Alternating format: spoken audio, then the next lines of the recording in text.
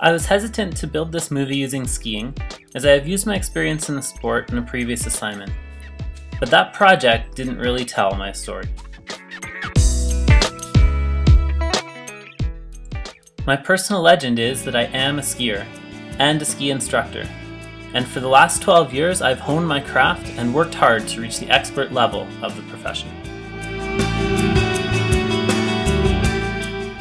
Most of what I know and believe, and nearly all of my experience in teaching, comes from coaching, working with the public, and training other ski instructors. I've learned how to be a manager, a strategic planner, a marketer and parent council navigator through running ski clubs and ski schools.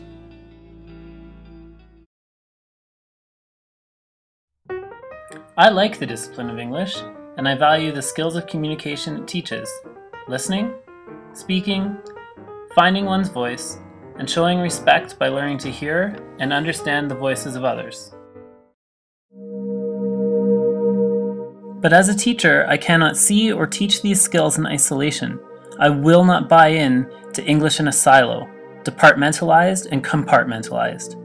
I know that I will have to seek out schools and teaching opportunities that view their role differently, that reconceptualize the whole institution, that breathe life back into teaching and learning, that truly put students at the center of the experience.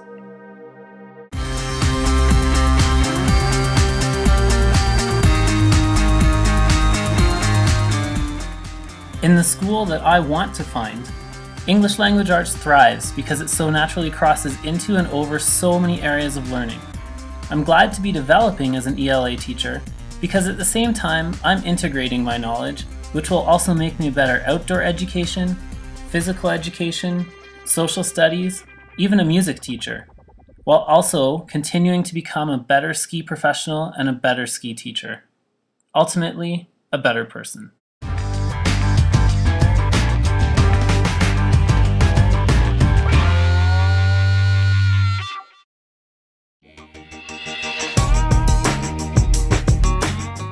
This course has been about planning, which I appreciate, because if you fail to plan, you really are planning to fail.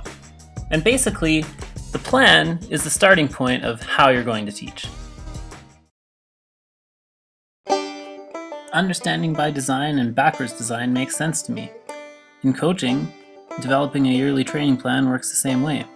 Starting with guiding questions or objectives and breaking down into topics provides a roadmap for learning that makes sense. We see this too in the whole-part-whole approach we use in teaching skiing. For example, in teaching beginners, we start with a goal in mind: parallel skiing. Then we break this down into manageable chunks.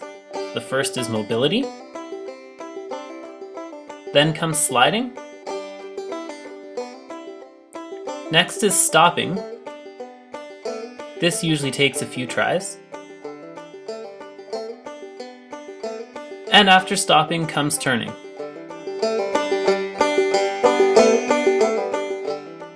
So now we've got the plan, the how, and we've added some content, the what. But at this point it kind of looks a little step by step. And real good teaching in skiing and in English doesn't look like that.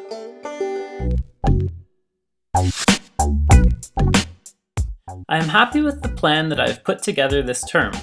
I have been creative and true to my belief in the power that English holds to bridge disciplines for integrated learning. I have built an interdisciplinary unit for grade 5s around fairness. It incorporates ecology and environmental stewardship from science and outdoor education. It also gives students the opportunity to participate in all 6 strands of the English Language Arts curriculum. This excerpt from one of my key resources shows how my own personal legend of teaching, the why, has blended with the plan, the how, and the content, the what. I had seen so many people die in those 5 years, it was easy to imagine that Elzéar Bouffier, too, was dead. Especially since at 20, we think of men of 50 as ancient with nothing left to do but die.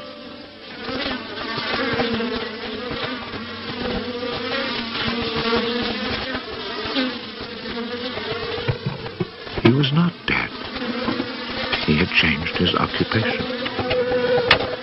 He had only 4 sheep left, but now He had over 100 hives of bees. He had given up sheep because they threatened his young trees. The war had not disturbed him, and he had calmly continued his planting. The oaks of 1910 were now 10 years old and taller than either of us. It was such an impressive sight, I was struck dumb. And as he never said a word, we spent the whole day in silence, walking through his forest. It was in 3 sections and measured 11 kilometers long and 3 kilometers at its widest. When I reminded myself that all this was the work of the hand and soul of one man with no mechanical help, it seemed to me that men could be as effective as God in tasks other than destruction. He had followed his dream, and beech trees as high as my shoulder, stretching as far as the eye could see, were witness to it. The oaks were strong and past being at the mercy of rodents. As for Providence, she would have needed a cyclone to destroy this creation of man. He showed me handsome groves of 5-year-old birches planted in 1915, the year I was fighting at the Battle of Verdun. He had set them out in all the hollows where he guessed, and rightly, there was moisture near the surface. They were like young children, tender yet firm and confident. And creation, it seemed, had just followed in a natural sequence. He hadn't worried about it. Resolutely, he had gone about his simple task.